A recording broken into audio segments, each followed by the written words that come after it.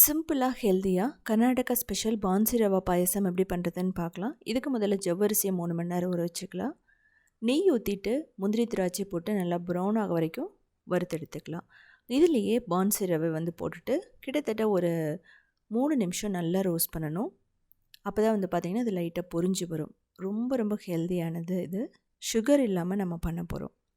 இதுக்கப்புறமா தண்ணி ஒரு கப் ஊற்றிட்டு பால் 1/2 லிட்டர் ஊற்றிடலாம். ஊற்றுனதுக்கப்புறமா நல்லா பஞ்சு போல் வேகிற வரைக்கும் நம்ம வேக வச்சு எடுத்துக்கணும். இதுக்கப்புறம் இதில் ஜவ்வரிசி போட்டுக்கலாம் பாதி வெந்தோடனே. இப்போ ஜவ்வரிசி வெந்துருதான்னு செக் பண்ணிவிட்டு தேங்காய் போட்டுக்கலாம். அதுக்கப்புறம் ஃப்ளேவருக்கு ஏலக்காய் போட்டுட்டு நம்ம ஆஃப் பண்ணிடலாம். ஆஃப் பண்ணதுக்கப்புறம் தான் நம்ம வெல்லம் சேர்க்கணும். இதில் வறுத்து வச்ச முந்திரி திராட்சை போட்டிங்க அப்படின்னா அவ்வளோ டேஸ்ட்டாக ரெடி ஆகிடும். கொதிச்சிட்ருக்கும்போது நீங்கள் வெல்லத்தை ஆட் பண்ணிடாதீங்க, அது திரிஞ்சு போயிடும். ஸோ குழந்தைகளுக்கு ரொம்ப சிம்பிளான